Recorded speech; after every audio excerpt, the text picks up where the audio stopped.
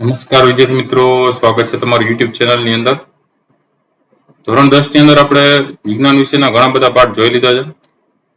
આજે આપણે 10મો પાઠ માનવ આંખ અને રંગબેરંગી દુનિયા એમના વિશેની માહિતી મેળવવાના છીએ. તો દરેક નાના મોટા પ્રશ્ન જવાબ છે. મોસ્ટ ઓફ એમાં ઘણા બધા પરીક્ષામાં પૂછાતા હોય છે. આમાંથી વિડીયોમાંથી પણ તમે તૈયારી કરી શકો. આવા ઘણા બધા વિડીયોઝ મુકાઈ ગયા છે, ન જોઈએ તો જોઈ લેજો. ઉપર વિડીયો સેક્શનમાં છે, એની બાજુમાં પ્લેલિસ્ટ છે. પ્લેલિસ્ટમાં ધોરણ 10 નું સ્વાધ્યાય પોથીનું પણ અલગથી પ્લેલિસ્ટ છે.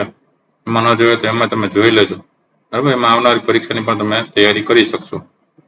હવે આવા અલગ અલગ વિડીયોઝ છે એ તમને સરળતાથી મળે એના માટે પ્લેલિસ્ટ હોય છે. શરૂઆત કરીએ આપણે વિભાગ A થી કે નીચે આપેલા દરેક પ્રશ્નના આશરે 10 થી 20 શબ્દોમાં માગ્ય મુજબ જવાબ લખવાના છે. તમે પહેલા છે ખાલી જગ્યા પૂરો. પહેલી ખાલી જગ્યા, આંખના લેન્સ વડે મળતું વસ્તુનું પ્રતિબિંબ ખાલી જગ્યા અને ખાલી જગ્યા છે. આંખના લેન્સ વડે મળતું કેવું હોય? વાસ્તવિક અને ઉલટું. બીજું છે કાચના ત્રિકોણાકાર પ્રિઝમને ખાલી જગ્યા ત્રિકોણાકાર પાયાઓ અને ખાલી જગ્યા લંબચોરસ આકારની સપાટીઓ હોય છે. તો 2 ત્રિકોણાકાર પાયાઓ હોય અને 3 લંબચોરસ આકારની સપાટીઓ હોય. ત્રીજું છે ભયદર્શક સિગ્નલમાં લાલ રંગનો પ્રકાશ વપરાય છે કારણ કે તેનું પ્રકીર્ણન ખાલી જગ્યા થાય છે. તો જવાબમાં આવશે ઓછું. ચોથું છે સિલિયરી સ્નાયુઓ ખેંચાણ વગરની એટલે કે રિલેક્સ સ્થિતિમાં હોય તો નેત્રમણી એટલે કે આંખનો લેન્સ ખાલી જગ્યા હોય છે. જવાબમાં આવશે પાતળો. પછી છે નીચેના વિધાનો ખરા છે કે ખોટા તે જણાવો. એમાં પાંચમું છે સફેદ પ્રકાશનું તેના ઘટક રંગોમાં છૂટા પડવાની ઘટનાને પ્રકાશનું પ્રકીર્ણન કહે છે. તેનો જવાબ આવશે ખોટું. છઠ્ઠું છે લઘુદ્રષ્ટિની ખામીવાળી વ્યક્તિનું દૂરબિંદુ અનંત અંતર કરતા ઘટે છે. તો જવાબ આવશે સાચું એટલે કે ખરું. સાતમું છે ગુરુદ્રષ્ટિની ખામીવાળી વ્યક્તિનું નજીક બિંદુ 25 સેમી કરતા વધે છે. એમાં સાચું એટલે કે ખરું આવશે. આઠમું છે માનવ આંખની રચનાને કેમેરા સાથે સરખાવી શકાય છે. તો એમાં પણ સાચું એટલે ખરું આવશે. પછી છે આપેલા વિકલ્પ બહુવિકલ્પી ઉત્તરવાળા પ્રશ્નો માટે સાચા વિકલ્પનો ક્રમ અને ઉત્તર લખવાના છે. એમાં નવમું છે એક સમબાજુ પ્રિઝમ ABC નો પાયો BC છે. તેને 4 જુદી જુદી રીતે ગોઠવીને તેના પર શ્વેત પ્રકાશ આપાત કરવામાં આવે છે. તો નીચેનામાંથી પ્રિઝમની કઈ ગોઠવણીમાં તેના દ્વારા પ્રકાશના વિભાજનમાં ઉપરથી ત્રીજો રંગ સ્વચ્છ આકાશનો રંગ હશે? એના જવાબમાં કયો આવશે? બીજું. બીજું તમે આકૃતિ જોઈ શકો છો. આની અંદર આવી રીતે છે એથી પ્રકાશ આપાત થાય છે AC ઉપર અને એ રીતે પ્રકાશ છે એ સ્વચ્છ આકાશનો રંગ થશે. ત્યાર પછી 10મું જોઈએ. એક વ્યક્તિને આંખની દ્રષ્ટિની ખામી છે તેના માટે સ્પષ્ટ દ્રષ્ટિ અંતર એટલે કે નજીક બિંદુ તેનાથી 40 સેમી અંતરે છે. તો તેનો અર્થ શું થાય? તો જવાબમાં C ઓપ્શન આવશે કે તે પોતાનાથી 40 સેમી કે તેના કરતા વધારે અંતરે રહેલી વસ્તુઓ સ્પષ્ટ જોઈ શકે છે. 11મું છે કે એક વ્યક્તિને આંખની દ્રષ્ટિની ખામી છે તેના માટે દૂરબિંદુ તેનાથી 1.5 મીટર અંતરે છે. તો તેનો અર્થ શું થાય? અને જવાબ લખી શકીએ. એ ઓપ્શન સાચો આવશે કે તે પોતાનાથી 1.5 મીટર કરતા વધુ અંતરે રહેલી વસ્તુઓને સ્પષ્ટ જોઈ શકતો નથી. 12મું છે મેઘધનુષ્ય બનાવવા માટે કઈ ઘટના અથવા ઘટનાઓ સામેલ છે? તો જવાબમાં D આવશે આપેલ તમામ. એટલે કે વક્રીભવન, વિભાજન અને આંતરિક પરાવર્તન ત્રણેય ઘટનાઓ સામેલ છે.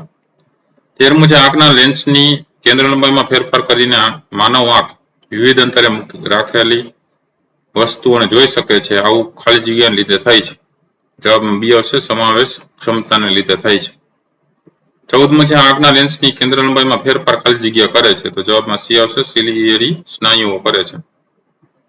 પછી પ્રશ્ન છે નીચેના પ્રશ્નોના ટૂંકમાં ઉત્તર આપો. 15મું છે આંખના લેન્સની વક્રતા વધે તો આંખના લેન્સની કેન્દ્ર લંબાઈ વિશે શું કહી શકાય? જવાબ છે કે આંખના લેન્સની વક્રતા વધે તો આંખના લેન્સની કેન્દ્ર લંબાઈ ઘટે. 16મું છે નેત્રપટલ પર રચાતા વસ્તુના પ્રતિબિંબનો પ્રકાર જણાવો. જવાબ છે નેત્રપટલ પર રચાતા વસ્તુના પ્રતિબિંબનો પ્રકાર વાસ્તવિક, ઉલટું અને નાનું છે. 17મું છે બાયફોકલ લેન્સનો ઉપયોગ લખો. તેનો જવાબ લખી શકે કે પ્રેસબાયોપિયા નામની આંખની તકલીફ દૂર કરવા માટે બાયફોકલ લેન્સ વપરાય છે. 18મું એરોસોલ અને બીજા કલીલ કણોના પરિમાણ અને ઘનતા શોધવા માટે કઈ અસરને વ્યવહારિક ક્ષેત્રે વિકસાવવામાં આવી છે? જવાબ છે કે એરોસોલ અને બીજા કલીલ કણોના પરિમાણ અને ઘનતા શોધવા માટે ટિન્ડલ અસરને વ્યવહારિક ક્ષેત્રે વિકસાવવામાં આવી છે. 19મું છે આંખનો લેન્સ અને નેત્રપટલ વચ્ચે કયું પ્રવાહી ભરેલું હોય છે? જવાબ છે આંખનો લેન્સ અને નેત્રપટલ વચ્ચે કાચવત દ્રવ્ય એટલે કે કાચ રસ ભરેલું હોય છે.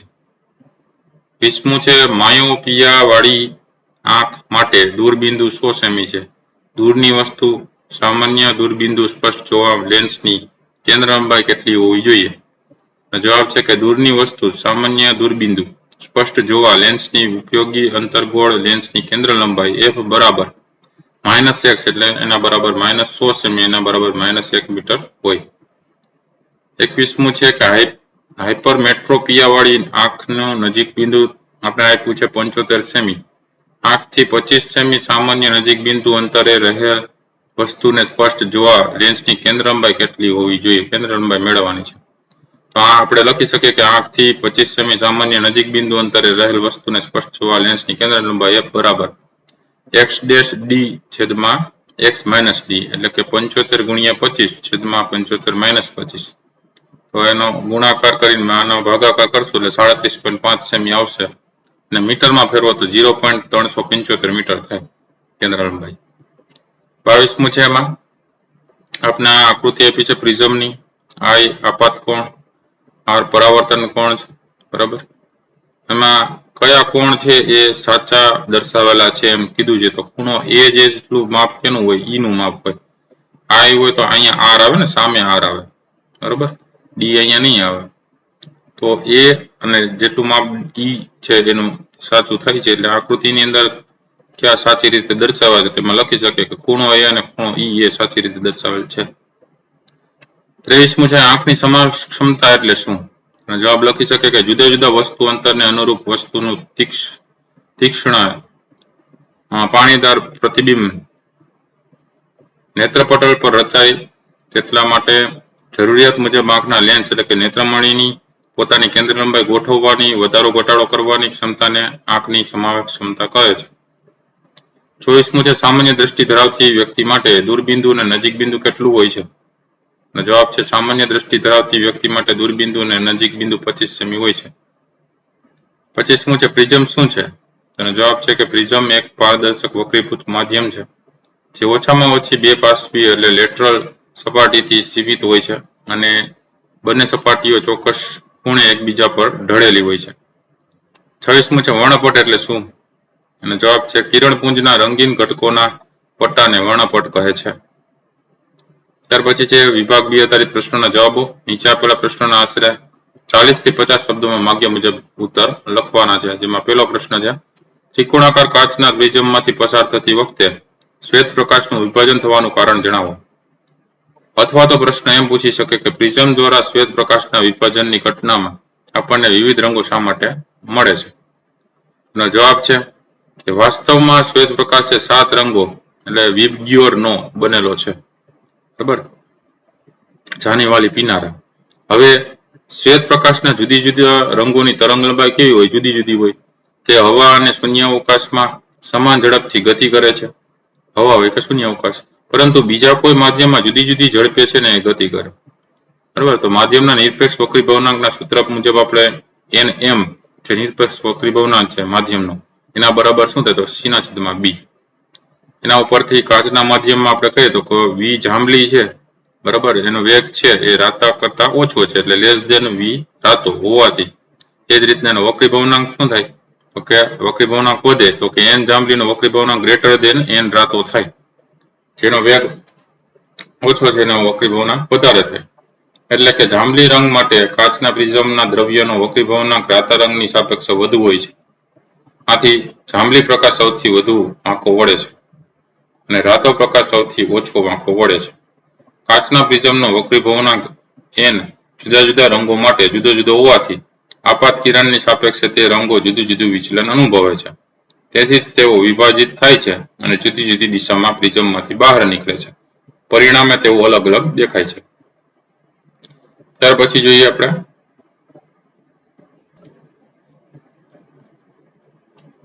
પ્રશ્ન નંબર 2 જોઈએ. હવે પ્રકાશનું પ્રકીર્ણન કોને કહે છે અને તે કયા પરિબળો પર આધાર રાખે છે? તેમનો જવાબ જોઈએ. હવે આપણે પ્રકાશનું પ્રકીર્ણન કોને કહેવાય? તો કે સૂક્ષ્મ કણો અને અણુઓ અથવા પરમાણુઓ વડે બધી જ દિશામાં થતા પ્રકાશના વિકિરણની અથવા વિચલનની ઘટનાને પ્રકાશનું પ્રકીર્ણન કહે છે. પ્રકીર્ણન પામતા પ્રકાશનો જથ્થો માત્રા, પ્રકાશની આવૃત્તિ એટલે કે રંગ પર અને પ્રકીર્ણન ઉપજાવતા કણોના પરિમાણ એટલે માપ પર આધાર રાખે છે. એમાં પહેલો પોઈન્ટ છે કે અત્યંત બારીક કણો તેમનું પરિમાણ એટલે માપ ખૂબ જ નાનું હોવાને લીધે મુખ્યત્વે નાની તરંગ લંબાઈ વાળા જેમ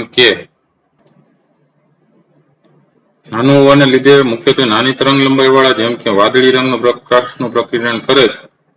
બીજો પોઈન્ટ છે, જો પ્રકીર્ણન કરતા કણોનું કદ ખૂબ મોટું હોય તો પ્રકીર્ણન પામતો પ્રકાશ શ્વેત એટલે કે સફેદ દેખાય છે, કારણ કે દ્રશ્ય વિસ્તારની બધી તરંગ લંબાઈઓનું પ્રકીર્ણન થાય છે. ત્રીજો પોઈન્ટ છે, તારાઓ કેમ ટમટમે છે? તેનો જવાબ છે, તારાઓના પ્રકાશનું વાતાવરણીય વક્રીભવન થવાથી તારાઓ ટમટમતા લાગે છે. તારાઓનો પ્રકાશ પૃથ્વી પર પહોંચે તે પહેલા પૃથ્વીના વાતાવરણમાં પ્રવેશતા સતત વક્રીભવન પામતો આવે છે. વાતાવરણીય વક્રીભવન એ જ માધ્યમમાં થાય છે જેમાં એક જગ્યાએથી બીજી જગ્યાએ જતા વક્રીભવનાંકમાં ક્રમિક ફેરફાર થતો હોય. પૃથ્વીની સપાટી નજીક તરફ જતા હવાની પ્રકાશીય ઘનતા વધતી જાય છે, જેથી તારામાંથી આવતો પ્રકાશ ક્રમશઃ પાતળા માધ્યમમાંથી ઘટ માધ્યમમાં પ્રવેશતી વખતે લંબ તરફની દિશામાં વાંકો વળે છે. હવે અંતિમ વક્રીભૂત કિરણને પાછળની તરફ લંબાવતા જાણવા મળે છે કે તારાનું આભાસી સ્થાન બી તેના મૂળ સ્થાન એ કરતા થોડુંક અલગ ઉપર તરફ દેખાય છે. ક્ષિતિજ પાસે જ્યારે જોવામાં આવે છે ત્યારે કોઈ તારો તેના વાસ્તવિક સ્થાનથી થોડોક ઉપર દેખાય છે. વળી પૃથ્વીના વાતાવરણની ભૌતિક પરિસ્થિતિ સ્થાયી હોતી નથી, આથી તારાનું દેખાતું સ્થાન બી પણ સ્થિર હોતું નથી, પરંતુ થોડુંક બદલાયા કરે છે. તારાઓ પૃથ્વીથી ઘણા દૂર રહેલા હોવાથી તેમને પ્રકાશના બિંદુવત ઉદ્ગમો ગણી શકાય. તારામાંથી આવતા પ્રકાશના કિરણોનો માર્ગ થોડો બદલાય કરે તેથી તારાનું દેખાતું સ્થાન પણ બદલાયા કરે છે અને આપણી આંખમાં પ્રવેશતા તારાના પ્રકાશની માત્રા પણ અનિયમિતપણે બદલાય છે, જેથી તારો કોઈક વાર પ્રકાશિત દેખાય છે તો કોઈક વાર ઝાંખો દેખાય છે, જે ટમટમવાની અસર છે. ચોથો પ્રશ્ન છે, વહેલો સૂર્યોદય અને મોડો સૂર્યાસ્ત થવાનું કારણ જણાવો. જવાબ લખી શકીએ કે પૃથ્વીના વાતાવરણમાં જેમ જેમ ઊંચે જઈએ તેમ તેમ વાતાવરણ પ્રકાશીય રીતે પાતળું બનતું જાય છે, અર્થાત વક્રીભવનાંક સતત ઘટતો જાય છે, જેથી સૂર્યમાંથી પૃથ્વી પરના અવલોકનકાર પાસે પહોંચતું પ્રકાશનું કિરણ સતત પાતળા માધ્યમમાંથી ઘટ માધ્યમમાં ગતિ કરતું આવે છે અને આથી તે લંબ તરફ વાંકું વળતું જાય છે, અર્થાત તે દિશા બદલતું જાય છે. કોઈ સ્થળે સૂર્ય ખરેખર ક્ષિતિજ પર આવે ત્યારે તે ખરેખર ઉગ્યો કે આથમ્યો કહેવાય. વહેલો સૂર્યોદય અને મોડા સૂર્યાસ્તનો અહેસાસ થવાના કારણે દરેક દિવસ 4 મિનિટ લાંબો જણાય છે. ત્યાર પછી આવે છે પ્રશ્ન નંબર 5. તફાવતના બે મુદ્દા લખવાના છે. તો નજીક બિંદુ અને દૂર બિંદુનો તફાવત જોઈએ. જેમાં પહેલું છે કે જે લઘુત્તમ અંતરે આંખના લેન્સ વડે તણાવ વગર વસ્તુને સ્પષ્ટ રૂપે જોઈ શકાય છે તે અંતરને આંખનું નજીક બિંદુ કહે છે. જ્યારે દૂરના જે અંતર સુધી આંખ વસ્તુને સ્પષ્ટ રીતે જોઈ શકે છે તે અંતરને આંખનું દૂરબિંદુ કહે છે. બીજો પોઈન્ટ જોઈએ તો કે સામાન્ય દ્રષ્ટિ ધરાવતી પુખ્ત વ્યક્તિ માટે નજીક બિંદુ 25 સેમી છે, જ્યારે સામાન્ય દ્રષ્ટિ ધરાવતી પુખ્ત વ્યક્તિ માટે દૂરબિંદુ અનંત અંતરે હોય છે. ત્યાર પછી હવે આપણે જોઈએ વિભાગ સી આધારિત પ્રશ્નોના જવાબો. તો વિભાગ સી ના પ્રશ્નોમાં જોઈએ તો નીચે આપેલા પ્રશ્નના આશરે 60 થી 80 શબ્દોના મુદ્દાસર ઉત્તર લખવાના છે. જેમાં પહેલો પ્રશ્ન છે, લઘુ દ્રષ્ટિની ખામી માયોપિયા થવાના કારણો જણાવો, તેને કેવી રીતે નિવારી શકાય છે. યોગ્ય આકૃતિ વડે તે દર્શાવવાના છે. તેમના જવાબમાં જોઈએ કારણો. પહેલું, આંખના લેન્સની વક્રતા વધારે હોવા, આંખના લેન્સની કેન્દ્ર લંબાઈ ઘટવી, અથવા તો બીજું, આંખનો ડોળો લાંબો થવો એટલે કે નેત્રપટલ અને આંખના લેન્સ વચ્ચેનું અંતર વધવું. આ કારણના લીધે દૂરની વસ્તુમાંથી અનંત અંતરેથી આવતા કિરણો નેત્રપટલ પર કેન્દ્રિત થતા નથી, પરંતુ નેત્રપટલની આગળ કેન્દ્રિત થાય છે, અર્થાત વસ્તુનું પ્રતિબિંબ નેત્રપટલ પર રચાતું નથી. તમે જોઈ શકો છો આકૃતિમાં લઘુ દ્રષ્ટિની ખામીનું નિવારણ. અનંત અંતર રહેલી વસ્તુનું સ્પષ્ટ પ્રતિબિંબ મળે. તો આ અંતર્ગોળ બરાબર લેન્સ છે એ આગળ રાખ્યો છે આંખના ડોળાની આગળ, બરાબર, અને અહીંયા નેત્રપટલ આઈ ઉપર આ પ્રતિબિંબ છે એ કેન્દ્રિત થાય છે. ઓ છે એ ઓબ્જેક્ટ છે, કોઈ વસ્તુ છે એ આઈ ઉપર નેત્રપટલ ઉપર કેન્દ્રિત થાય છે અને કિરણો વડે દર્શાવ્યું છે, અને અહીંથી આટલું જે અંતર છે લેન્સ સુધીનું એ એક્સ વડે દર્શાવ્યું છે. તો એના ખામીનું નિવારણ પણ લખી શકીએ કે લઘુદ્રષ્ટિની ખામીવાળી આંખનું નિવારણ કરવા વ્યક્તિએ યોગ્ય કેન્દ્ર લંબાઈ અથવા પાવરવાળા અંતર્ગોળ એટલે કે અપસારી લેન્સના ચશ્મા પહેરવા જોઈએ. જ્યારે આંખ દૂરની વસ્તુઓ જોવા માટે અનુકૂળ ન હોય ત્યારે અનંત અંતરેથી આવતા સમાંતર કિરણો લેન્સ દ્વારા વક્રીભૂત થયા બાદ માયોપિક આંખના દૂરબિંદુમાંથી આવતી હોય તેવું લાગે છે. આમ દૂરની વસ્તુમાંથી આવતા પ્રકાશના સમાંતર કિરણો અંતર્ગોળ લેન્સ દ્વારા નેત્રપટલ પર કેન્દ્રિત કરી શકાય છે અને અહીં લેન્સની જરૂરી કેન્દ્ર લંબાઈ એ આંખથી દૂરબિંદુ જેટલી હોય છે. ત્યાર પછી જોઈએ હવે બીજો પ્રશ્ન. ગુરુદ્રષ્ટિની ખામી એટલે કે હાઇપરમેટ્રોપિયા થવાના કારણો જણાવો. તેને કેવી રીતે નિવારી શકાય છે? યોગ્ય આકૃતિ દ્વારા તે દર્શાવો. ના કારણો જોઈએ. એમાં પહેલું, આંખના લેન્સની ખૂબ ઓછી વક્રતાના લીધે તેની કેન્દ્ર લંબાઈમાં ઘણો વધારો અથવા બીજું, આંખનો ડોળો ખૂબ નાનો થવો એટલે કે નેત્રપટલ અને આંખના લેન્સ વચ્ચેનું અંતર ઘટવું. આ કારણને લીધે 25 સેમી અંતરે રહેલી વસ્તુમાંથી આવતા કિરણો નેત્રપટલ પર કેન્દ્રિત થતા નથી, પરંતુ નેત્રપટલની પાછળ કેન્દ્રિત થાય છે. અર્થાત નજીકની વસ્તુનું પ્રતિબિંબ નેત્રપટલ પર રચાતું નથી. તમે જોઈ શકો છો આંખનો જે ભાગ એમાં અંદરનો જે લેન્સ છે એની બહાર બહિર્ગોળ લેન્સ રાખ્યો છે. નું સ્થાન છે એન ડેશ છે ત્યાંથી પસાર થાય છે ત્યારે કેન્દ્રિત થતો એવો ભાસ થાય છે અને એ પાછળ અહીંયા આ ઉપર કેન્દ્રિત થાય છે જે નેત્રપટલ છે. એન છે ગુરુદ્રષ્ટિવાળી ખામી આંખનું નજીક બિંદુ છે, જ્યારે એન ડેશ છે એ સામાન્ય આંખનું નજીક બિંદુ દર્શાવ્યું છે. તો આ ખામીનું નિવારણ જોઈએ કે ગુરુદ્રષ્ટિની ખામીવાળી આંખનું નિવારણ કરવા વ્યક્તિને યોગ્ય કેન્દ્ર લંબાઈ અથવા તો પાવરવાળા બહિર્ગોળ લેન્સના ચશ્મા પહેરવા જોઈએ, જેનાથી સામાન્ય નજીક બિંદુથી આવતા પ્રકાશના કિરણો બહિર્ગોળ લેન્સ દ્વારા કેન્દ્રિત થાય છે અને ગુરુદ્રષ્ટિની ખામીવાળી આંખના નજીક બિંદુ એન થી આવતા દેખાય છે. ત્યાર પછીનો પ્રશ્ન ત્રીજો છે. પ્રેસ બાયોપિયા એટલે શું? પ્રેસ બાયોપિયા થવાના કારણો જણાવો. આ ખામી કેવી રીતે નિવારી શકાય છે? અથવા તો એમ પૂછે કે પ્રેસ બાયોપિયા વિશે ટૂંક નોંધ લખો. તો જવાબ આપણે લખી શકીએ કે મોટી ઉંમરવાળી વ્યક્તિઓ આંખની જે ખામીને કારણે સહેલાઈથી વાંચી કે લખી શકતા નથી તેને પ્રેસ બાયોપિયા કહે છે. સામાન્ય રીતે ઉંમર વધવાની સાથે આંખની સમાવેશ ક્ષમતામાં ઘટાડો થાય છે. મોટાભાગના લોકો માટે નજીક બિંદુ ધીમે ધીમે દૂર થતું જાય છે. શુદ્ધિકારક ચશ્માના ઉપયોગ વગર નજીકના પદાર્થોને તેઓ સરળતાથી અને સ્પષ્ટ રીતે જોઈ શકતા નથી. ઘણીવાર દૂરનું વસ્તુ જોવામાં પણ તકલીફ પડે છે. આ પરિસ્થિતિમાં દૂરબિંદુ અનંત અંતરેથી વ્યક્તિ તરફ ખસતું જાય છે. આમ ઘણીવાર વ્યક્તિ માયોપિયા અને હાઇપરમેટ્રોપિયા બંનેથી પીડાય છે. એમના કારણો જોઈએ કે આ ખામી આંખના સિલિયરી સ્નાયુઓ ક્રમિક નબળા પડવાથી અને આંખના લેન્સ એટલે કે નેત્રમણીની સ્થિતિસ્થાપકતા ઓછી થવાથી ઉદ્ભવે છે. તેથી આંખના લેન્સની કેન્દ્ર લંબાઈમાં વધારો થાય છે, પરંતુ આંખના ડોળાની લંબાઈ સામાન્ય હોય છે. તો આ ખામીનું નિવારણ જોઈએ કે આ ખામીને યોગ્ય પાવરવાળા બહિર્ગોળ લેન્સનો ઉપયોગ કરીને સુધારવામાં આવે છે. જે વ્યક્તિ લઘુ અને ગુરુદ્રષ્ટિ એમ બંને પ્રકારની ખામીથી પીડાય છે, આવી વ્યક્તિને દ્વિકેન્દ્રી લેન્સ એટલે કે બાયફોકલ લેન્સની જરૂર પડે છે. જેમાં અંતર્ગોળ અને બહિર્ગોળ એમ બંને લેન્સ હોય છે. જેમાં ઉપરનો ભાગ અંતર્ગોળ લેન્સ ધરાવે છે જે દૂરની વસ્તુઓ જોવામાં મદદરૂપ થાય છે અને નીચેનો ભાગ બહિર્ગોળ લેન્સ ધરાવે છે જે નજીકની વસ્તુઓ જોવામાં મદદરૂપ થાય છે. ત્યાર પછી જોઈએ પ્રશ્ન નંબર 4. લઘુદ્રષ્ટિની ખામી ધરાવતી વ્યક્તિ માટે દૂરબિંદુ આંખની સામે 80 સેમી દૂર છે. આ ખામીનું નિવારણ કરવા માટે વપરાતા લેન્સનો પ્રકાર અને પાવર શું હશે? જવાબ લખી શકીએ કે આંખની લઘુદ્રષ્ટિની ખામીને નિવારવા યોગ્ય કેન્દ્ર લંબાઈવાળા અંતર્ગોળ લેન્સના ચશ્મા પહેરવા જોઈએ. અહીં વ્યક્તિનું દૂરબિંદુ 80 સેમી છે. આનો અર્થ તે વ્યક્તિ દૂરની વસ્તુને ત્યારે જ સ્પષ્ટ જોઈ શકે છે જ્યારે દૂરની વસ્તુનું પ્રતિબિંબ તેના પોતાના દૂરના સ્થાને રચાય.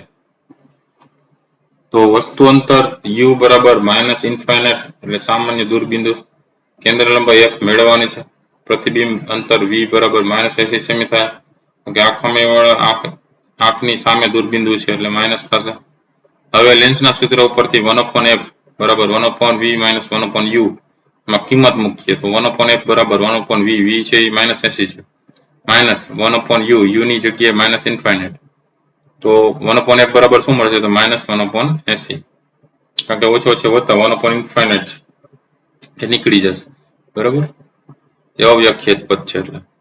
તો f બરાબર -80 સેમી મળ્યા, બરાબર, ના ઉલટાવી નાખ્યો એટલે, અને એને મીટરમાં ફેરવો તો -0.8 મીટર અંતર ગોળ લેન્સ નો થાય પાવર. એના પરથી પાવર મેળવીએ કે લેન્સનો પાવર છે p બરાબર 1/f, એના બરાબર -1/0.8 મીટર, એટલે એના બરાબર -10/8 મીટર ઇન્વર્સ થાય, તો -1.25 ડાયોપ્ટર જેટલો લેન્સનો પાવર થશે. આ ખામીને નિવારવા માટે -1.25 ડાયોપ્ટર પાવર ધરાવતા અંતર્ગોળ લેન્સનો ઉપયોગ કરવો જોઈએ. હવે જોઈએ વિભાગ ડી આધારિત પ્રશ્નોના જવાબો. નીચે આપેલા પ્રશ્નના આશરે 90 થી 120 શબ્દોમાં માગ્યા મુજબ સવિસ્તર ઉત્તર લખો. એમાં પહેલો પ્રશ્ન છે કે હાઇપરમેટ્રોપિયાનું નિવારણ આકૃતિ દ્વારા દર્શાવો. એક દૂરદ્રષ્ટિની ખામીવાળી આંખનું નજીક બિંદુ 1 મીટર છે. આ ખામીનું નિવારણ કરવા વપરાતા જરૂરી લેન્સનો પાવર શું હશે? સામાન્ય આંખનું નજીક બિંદુ 25 સેમી છે તેમ સ્વીકારવાનું છે. અને જવાબ લખી શકે કે આ દૂરદ્રષ્ટિની ખામીને નિવારવા યોગ્ય કેન્દ્ર લંબાઈ વાળા બહિર્ગોળ લેન્સના ચશ્મા પહેરવા જોઈએ, બરાબર. તો તમે જોઈ શકો છો કે હાઇપરમેટ્રોપિયા વાળી આંખ છે અહીંયા એની અંદર દર્શાવી છે n ડેશ નજીક બિંદુ દૂર બિંદુ દર્શાવ્યા છે, અને આ ઉપર છે એ કેન્દ્રિત થાય છે, બરાબર છે, પ્રતિબિંબ. જ્યારે એમાં લેન્સ આગળ મૂકવામાં આવે, બહિર્ગોળ લેન્સ દ્વારા નિવારણ કરવામાં આવે, તો અહીંયા તમે જોઈ શકો બહિર્ગોળ લેન્સના કારણે અહીંયા જે પ્રતિબિંબ છે નેત્રપટલ ઉપર રચાય છે. આ ઓલું દૂર જતું હતું, બરાબર, હવે નેત્રપટલ ઉપર રચાય છે.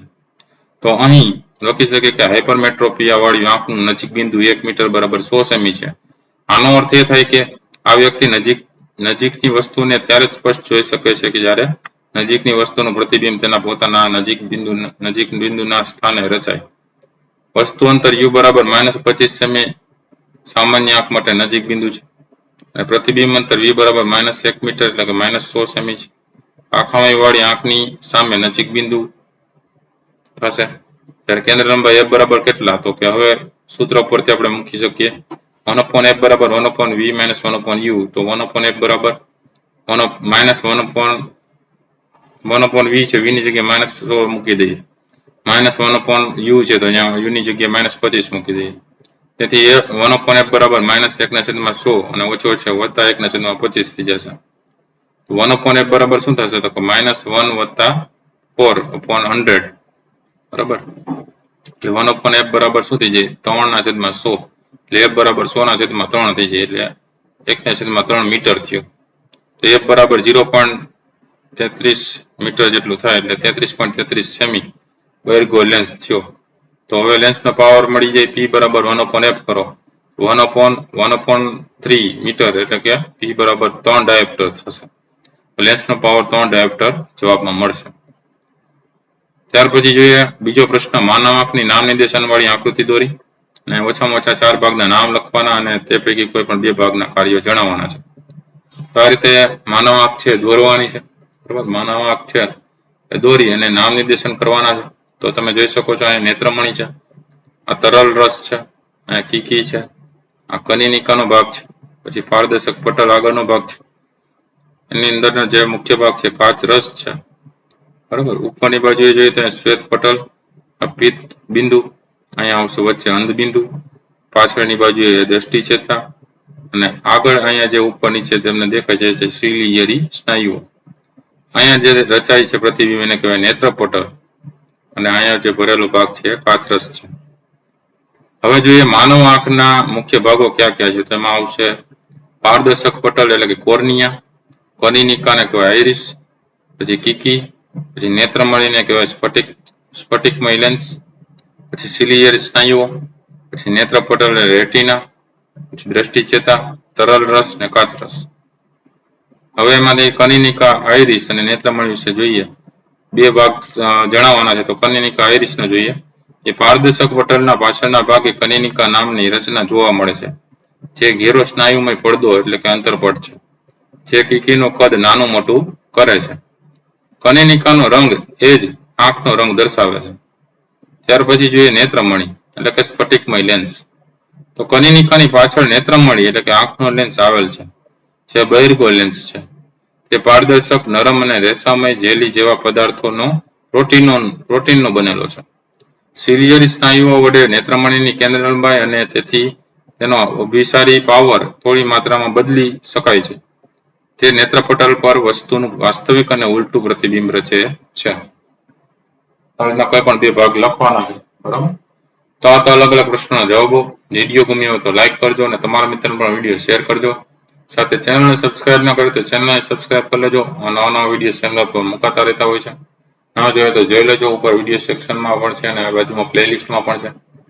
ફરી પાછા નવા વિડીયો સાથે મળીએ ત્યાં સુધી તમારી કાળજી રાખજો. Thank you very much and take care.